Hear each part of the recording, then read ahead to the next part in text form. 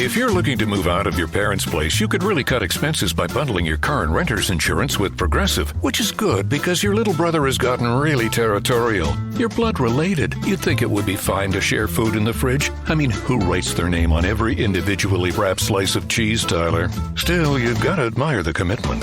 So bundle your renter's and car insurance with Progressive and use the savings to help you move out and have all the cheese you want.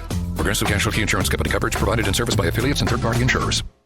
Before we start today's episode, I just wanted to give you a little reminder that it is British Podcast Awards season, and it would be really amazing if you could vote for Real Life Ghost Stories in the Listener's Choice Award.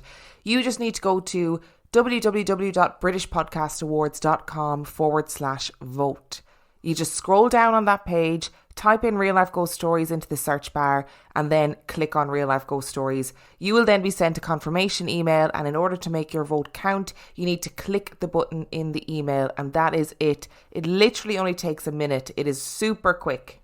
I am under absolutely no illusions that Real Life Ghost Stories will win, but if I get shortlisted, it's just great advertising for the podcast, and that's it.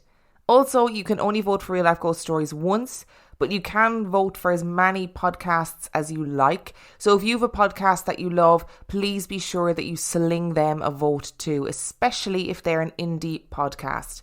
The link to vote will be in the description of this episode. It's britishpodcastawards.com/vote. Thank you very much.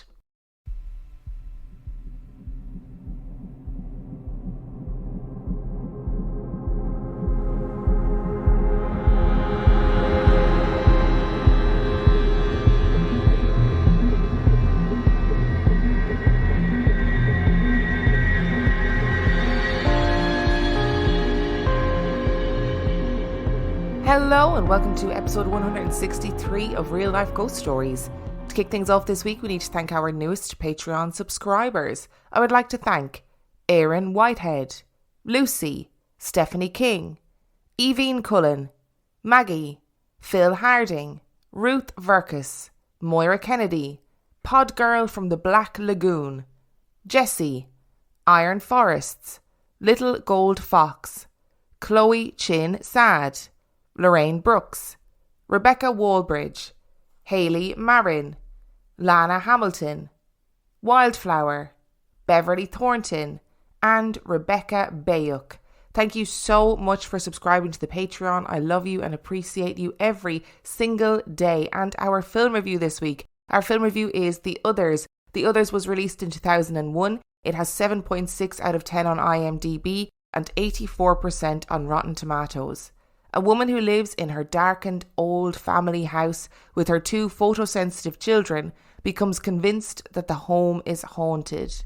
Before we go any further with this film review, I need to let you know that there will be no spoilers in this film review, and therefore it's going to be necessary to keep this film review short and sweet because it's hard to talk about without talking about what actually happens, if that makes sense. I watched this film years and years ago. It totally messed me up years and years ago, and I thought that re-watching it I'd be really disappointed. You know when you come back to a film that you haven't seen for years and you think, oh, this actually isn't really scary at all.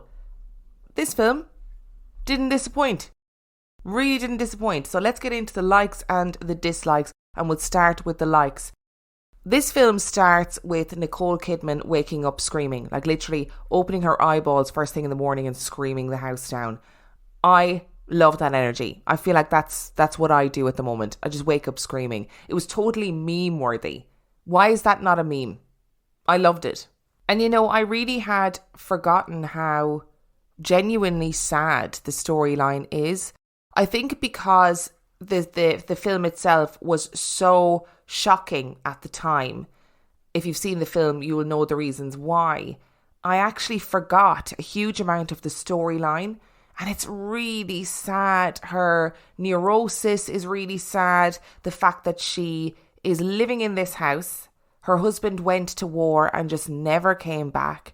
All she's tried to do is protect her children. Her kids are photosensitive, which means that they can't have any light on their bodies or else they break out in blisters and it might kill them. The house is completely silent all the time because she suffers from terrible migraines and noise sets off the migraines. It's all just really bleak. And therefore completely perfect for a ghost story. And I didn't realise how much of this story is centred around whether or not the ghost story is real, or whether or not it is the children playing up on the mother, or whether or not the ghost story is a representation of the mother's feelings about losing her husband. I just didn't realise how much of the story was wrapped up in that. There are two children in this story, a little boy and a little girl, and they're creepy as shit. They're creepy as shit. The little girl, Anne, she's a little bitch. She is mean to her brother. She's really sassy with her mother. And when I say little bitch, I mean it in the best possible way. What a character. There was times when I thought, oh, I'd love to throw you out window. I'd love to punt you over the nearest hedge. And there's other times where I was like, good on you, Anne. You asked the hard-hitting questions. There's a huge amount of talk of damnation in this film. Like, the mother is obsessed with the Bible and damnation and God creating the world and limbo and children going to limbo and all that kind of stuff. And Anne constantly questions it. She's constantly questioning God. She's questioning religion. She's fighting with her ma about religion. And I just hadn't remembered all of that storyline, and it was really good. It's good to have a child actor in a movie, or a child's character in a movie who's just really sassy. And she obviously spends a lot of her time winding her brother up, and he gets really upset about it. And I'm the youngest of 4 kids, so I can tell you I remember the bullying that I received. Anybody who is a younger sibling will know the bullying, and it is portrayed very well, I think, in this film. And here's the thing. This film is rated at 12, and because I'd seen it so long ago, I really didn't think it was going to be scary. But I was freaked out watching it. Genuinely freaked out. I was watching it in my sitting room in the dark, or the lights off. I was watching it, and I was kind of expecting to be like entertained and just a bit like, oh God, yeah, I remember that bit. I can't believe that used to really scare me when I was a kid. Let me tell you, there is a bit when the kids are in bed and Anne wakes up and is talking to something in the room. Scared the shit out of me. I was really freaked out watching it. Really freaked out, and I was surprised at how freaked out I was. Somebody messaged me as well on Instagram. I can't remember your username, I'm sorry, but they messaged me about the scene that I posted the picture of on Instagram. The scene itself is in the trailer, so it's not a spoiler, but it's where there is what you think is Anne, the little girl, in her communion dress, in her white dress with a veil over her face. That's not a spoiler, as I said, it's in the trailer. I remember that being hideous, and this person who messaged me on Instagram about that same scene also remembered it being like this really deformed, hideous woman's face. It really isn't. Really isn't. I don't know how we have that shared memory. It's like one of those Mandela effect things. And I'm going to move swiftly on to the dislikes. And I've only written down 2 things that I disliked about this film. The first is that the kids are well annoying. It's so hypocritical of me to be like, I like Anne's sassiness, and then to also be like, well, she's really annoying. But there were points where I was like, oh, I just wanted the kids to not be in the scene, even though they were pivotal to the scene. The other thing that I have as a dislike is Christopher Eccleston, purely because I just dislike him as an actor. There's no other reason for that. His character in this is fine. He plays a pretty bland character. But yeah, just don't like him. So that's a very personal thing and not very fair to dislike about the film. In all, I have to say I really enjoyed the rewatch. I was genuinely freaked out, which I wasn't expecting. I was watching the whole way through to pick up little clues that I didn't see the first time around. And I really enjoyed it. Like, really, really enjoyed it. There's very little, I think, to dislike about this film. So I'm going to have to give it 5 stars. And Nicole Kidman has great eyebrows. And you've got creepy servants. What more do you want from a horror film, really? Go and rewatch it if you haven't rewatched it recently. Which brings us to our story this week. And our story this week is not about great eyebrows in a haunted house. Our story this week was completely inspired by the Wonderful Mysteries of the Unexplained podcast, which is no longer releasing episode, but you can still find all their episodes on your podcast player. The wonderful Annie and Will covered this story, and I hadn't heard it before, and I listened to their episode whenever they released it, and I thought, wow, how do I not know this story? It's a bit of a weird one. It's a bit steeped in folklore, so it's going to be a bit of a different episode today. So let's get into it.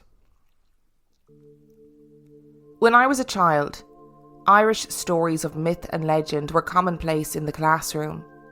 We learned stories about the Red Branch Knights and Satanta and the Brown Bull of Cooley. We learned them in history lessons, and we learned them like they were fact. Magical stories of bravery and love, stories that were designed to teach us to stand up to adversity and to refuse to accept authority for authority's sake. One of the stories that we read, that we devoured, was the story of Oisin and Niamh and the island of Tír na nÓg. The Fianna were a band of warriors that were the most skilled and feared warriors in the land. To become a warrior in the Fianna, you had to pass a number of tests, and they roamed the land, protecting people wherever they went, hunting for food and establishing peace in Ireland. On one of those hunting expeditions, the Fianna stopped to rest by the coast when a beautiful white horse approached them. On top of the horse was the most beautiful woman any of them had ever seen. She rode close to the Fianna and declared, "I am Niamh of the golden hair, and my father is King of Tír na nÓg. I have heard of a great warrior named Oisin. I have come to find him and ask him to return with me to the land of the young." Oisin accepted Niamh's invitation, having immediately fallen in love with this beautiful princess from another land. And waving goodbye to the Fianna, he jumped on the snow-white horse with Niamh. Over the land and sea the horse ran, reaching the magical shores of Tír na nÓg. The king and queen welcomed Oisin and held a great feast in his honour.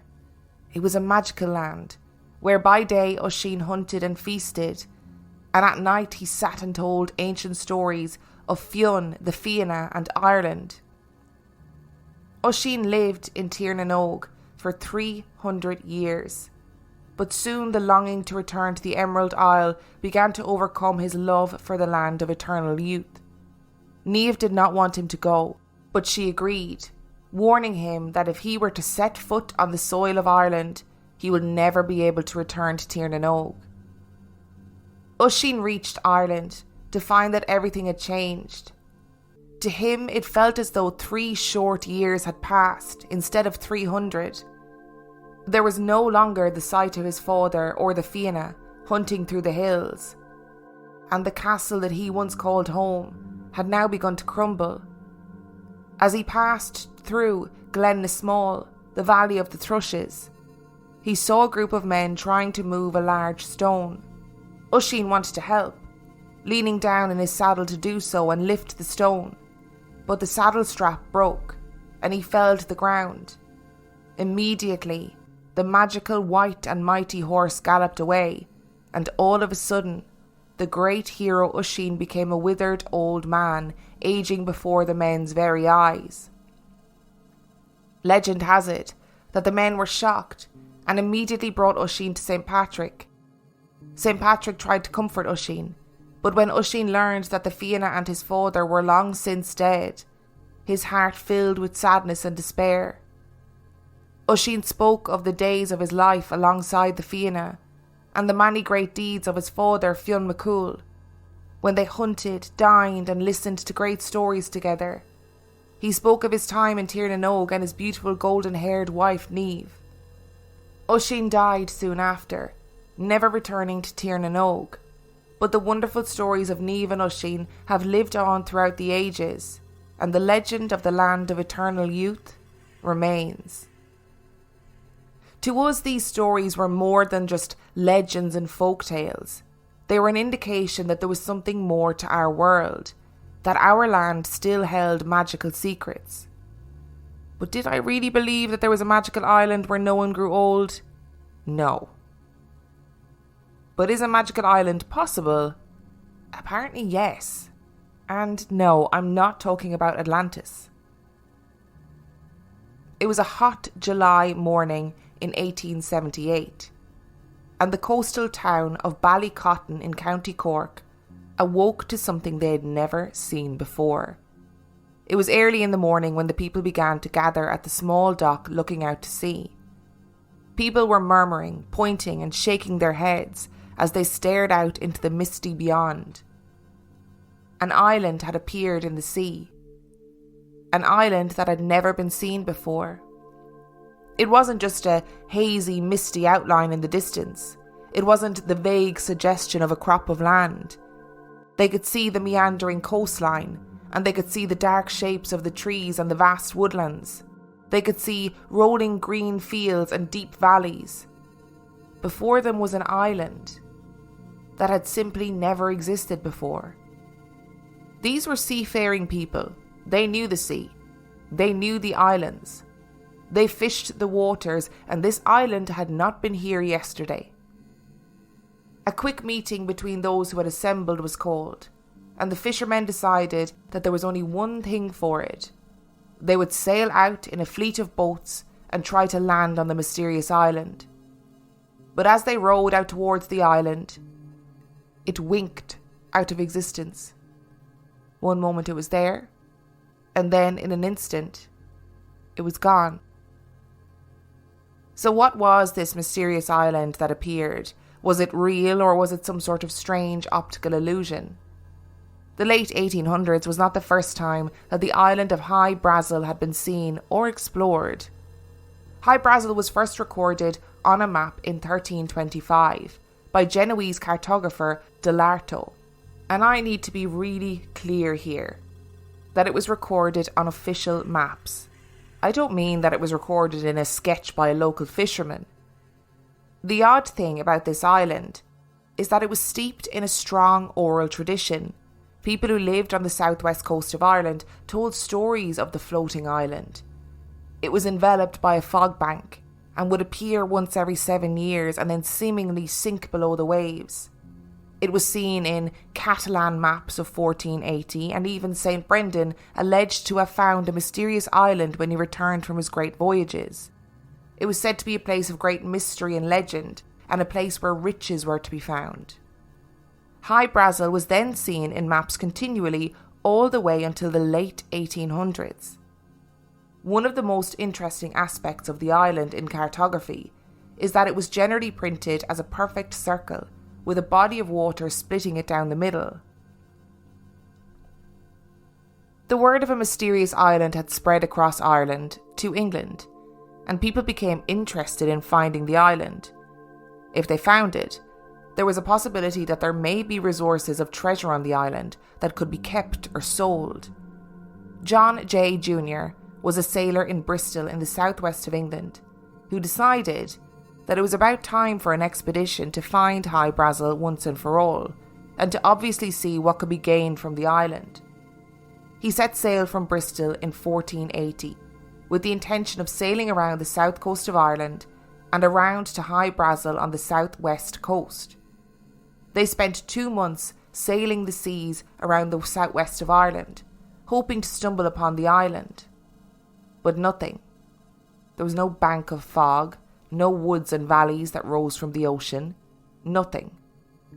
Dejected, they returned to Bristol, but the idea of discovering this island had taken hold of the sailors in Bristol. They had heard stories for years of this mysterious island, and the Irish people claimed it was full of treasure, that it was a magical land where a man could make his fortune. The Irish people had for centuries talked of High Brasil as a place where an advanced civilization lived. This civilization were immortal, and they knew all the secrets of the universe. The Irish people believed that these people were wizards and had magical powers. If you could reach the island, you could return home with riches beyond your wildest dreams. The men from Bristol were not content to accept that the island couldn't be found. Instead, the sailors regrouped and set about a new expedition. In 1481, 2 ships, the Trinity and the George, were loaded up and set sail to yet again round the south coast of Ireland and find High Brasil once and for all. They were unsuccessful. In amongst all of the distinct lack of successes of these expeditions from Bristol, there seems to have been at least one group of sailors who saw something, or maybe even found the island itself. In 1497, a Spanish diplomat named Pedro de Ayala reported to the Catholic monarchs of Spain that the renowned explorer John Cabot had spoken about the men from Bristol who discovered Brasil. He also said that he had seen the land these men had discovered, and the diplomat went on to write that for the last 7 years the people of Bristol have equipped 2, 3 and 4 caravels to go in search of the island of Brasil, and the 7 cities according to the fancy of this Genoese. The king made up his mind to send thither, because last year sure proof was brought that they had found the land. So there are a couple of things that could be happening here. Perhaps the men from Bristol really did discover the island. Perhaps they didn't, but couldn't face the embarrassment of going back to Bristol after yet another failed expedition. Or perhaps there is no weight to these stories at all. Perhaps even the tiniest hope of gold and riches was too much of a lure, and they just needed to believe that the island was real. At this point, I imagine you're thinking that this story is just some old folklore that has been passed down, and there's no possibility of it being true. But there is more to this than meets the eye. We have to wade through some of the madder accounts in order to get to the more modern accounts of High Brasil, and I promise you they're worth it. In 1674, Scottish captain John Nesbitt was making a voyage from the west of Ireland to France. It was a journey that he had done countless times, and he was familiar with the seas and the coastline. There is a strange silence that falls when you're on a boat and it sails through thick fog. It's a silence that is heavy and thick, and the only sound that can be heard is the slap of the waves against the wood of the ship. The ship hid a dense fog, and it was unusual in this part of the sea for this time of year. The captain narrowed his eyes and squinted, willing his vision to penetrate the thick fog. It seemed to have descended over the ship out of nowhere, like someone had just lowered a blanket around them. He could see the crew were wary, not quite rattled, but hyper alert. Something was off. Then, as suddenly as the fog had descended, it lifted, and they were perilously close to a rocky shore. They shouldn't be this near land.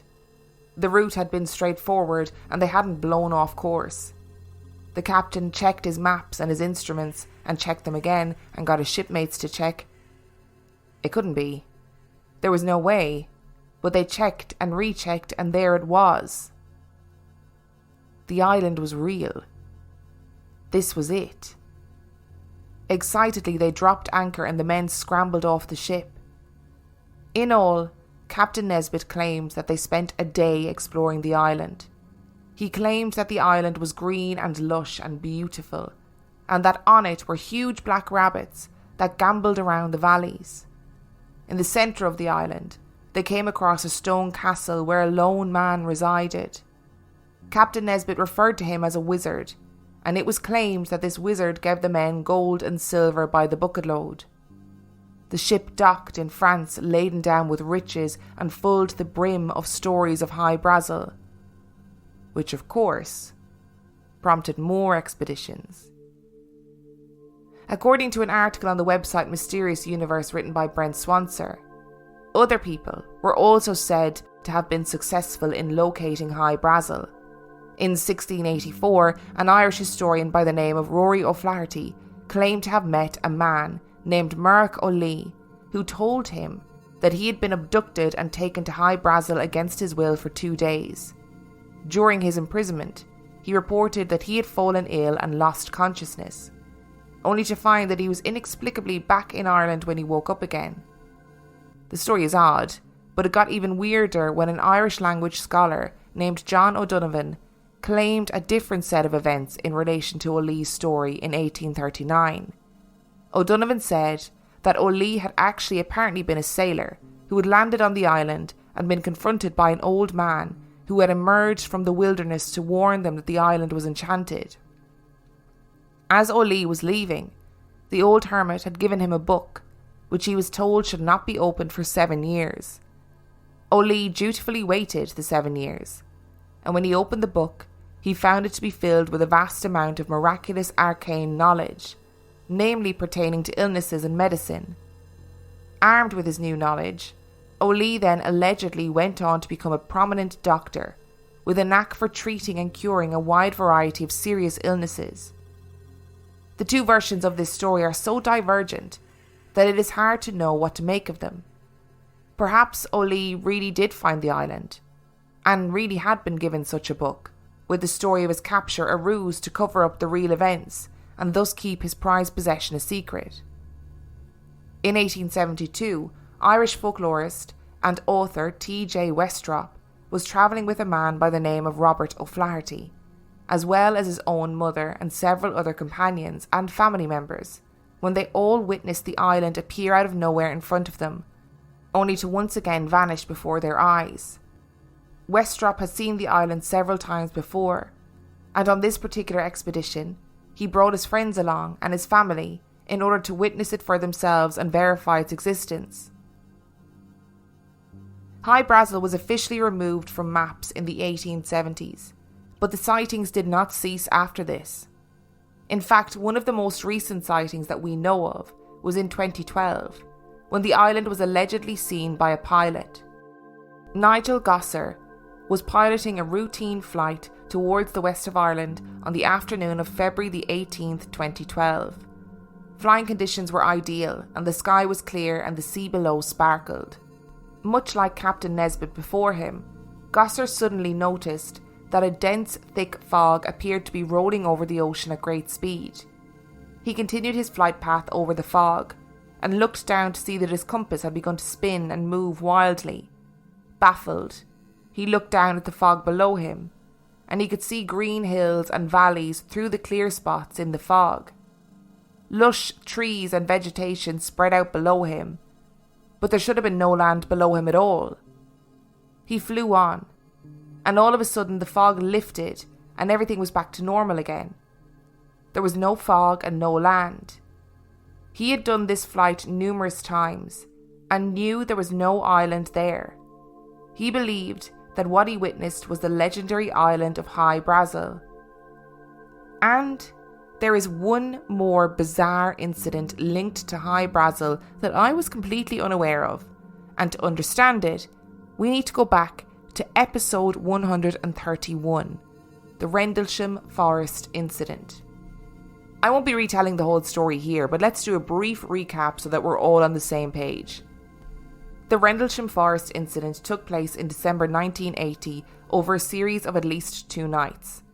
On December the 26th, 1980, military personnel at the twin bases of RAF Bentwaters and RAF Woodbridge in Suffolk saw a strange light in Rendlesham Forest, which lies between the 2 bases.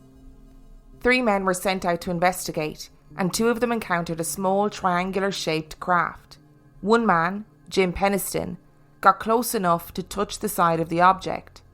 He and another of the airmen present, John Burrows, made sketches of the craft for witness statements. 2 nights later, Deputy Base Commander Lieutenant Colonel Charles Holt and his team then encountered the UFO. He said later, "Here I am, a senior official who routinely denies this sort of thing and diligently works to debunk them, and I'm involved in the middle of something I can't explain." Despite an MOD investigation, the Rendlesham Forest incident remains unexplained. The key to our story is the testimony of Jim Peniston. He claimed that he got close enough to touch the UFO. He felt his way around the surface of it, and when he touched the symbols that were etched into the craft, he believed that some sort of binary code was telepathically communicated to him. He had no idea what binary code was and didn't understand the series of numbers that he was seeing in his head. The numbers kept him awake and plagued his thoughts, but he kept them to himself and chose not to tell anyone about them. 30 years later, Peniston was involved in a series of ancient aliens, and the History Channel had hired programmer Nick Sisk. Peniston divulged the code to Sisk, and Sisk recognised it as binary code. He decoded it and realised that it was a series of coordinates. The coordinates led to the following places: Caracol in Belize, Sedona in Arizona, Giza in Egypt, the Nazca Lines in Peru, Taishanqiu in China, the Temple of Apollo in Greece, and finally, the supposed location of High Brasil. So, lovely listeners, let's stop our story there and let's get our thinking caps on and get into some very wild and exciting theories about the legendary island of High Brasil. So, theory number 1 is that High Brasil existed at one point, but now it doesn't exist, quite simply. So, the idea is that High Brasil existed and was a genuine island, but it has disappeared at some point, basically due to just the changing nature of our Earth. So, obviously, over periods of thousands of years, there are geographical processes that happen that change the landscape of Earth. And in I think it was like the late 1800s, there was a bank of land discovered about 200 kilometres off the coast of Ireland called Porcupine Bank.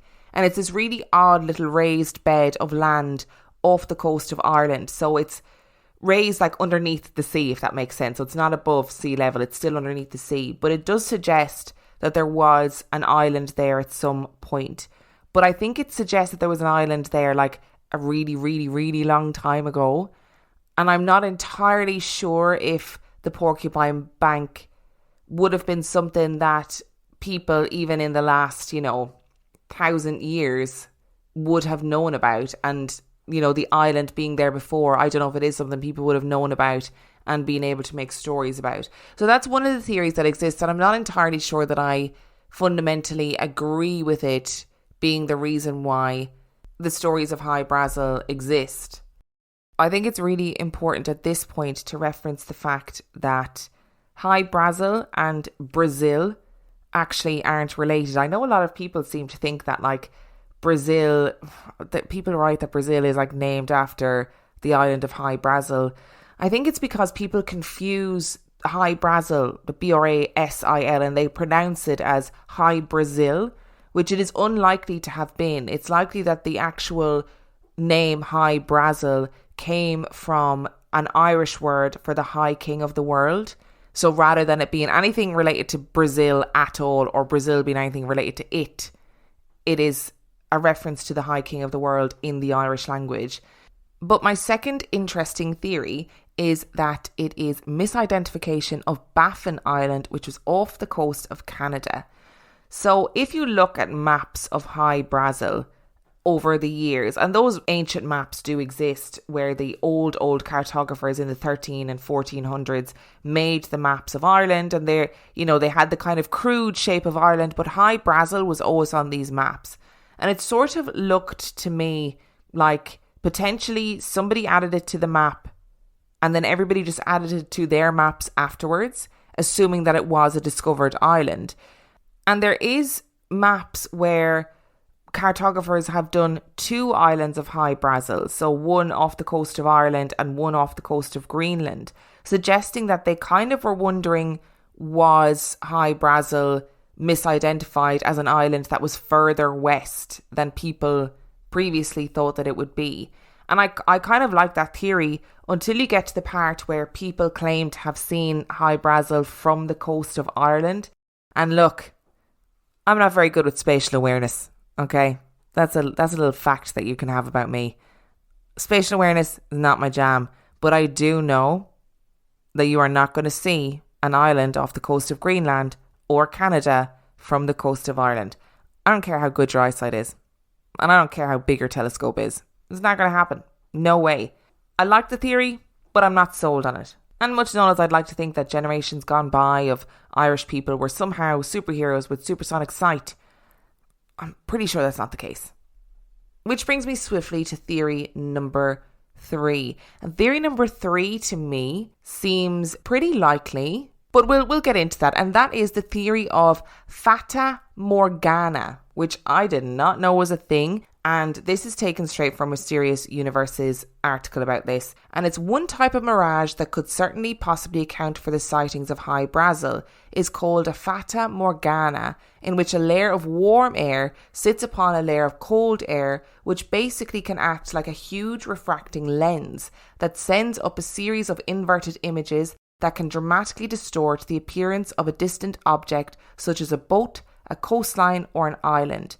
These mirages can look incredibly realistic, And since a Fata Morgana is constantly changing and can fade at a moment's notice, it is not hard to see how this sort of illusion could maybe account for some of the mysterious sightings of High Brasil. And actually, this is the one that I kind of agree with the most. And while in the earlier theory, I know I did point out my amazing scientific knowledge in asserting that you cannot see islands off the coast of Canada from Ireland, my science knowledge is actually not that good. So I don't really understand how this works, other than what I just read out to you. But I do know that big bodies of water can be home to optical illusions. We spoke about it in the Loch Ness Monster episode. So, I get that it happens. I don't understand how it happens, but I get that it happens. Does it account for the people who claim to have landed on the island? Absolutely not. Do I think these people actually landed on the island? I don't think so. But my fourth and final theory would beg to differ. The fourth and final theory, which is, of course, aliens. The theory is aliens. It can be summed up in one word, aliens. There are people who believe, because mostly of the Rendlesham Forest connection, but also because of the ancient legends of people living on the island who had superior technology, who knew all the secrets of the universe, who had all these riches and were wizards. People think that means that it is potentially aliens. Now, the Rendlesham Forest incident always interests me because of Peniston's account.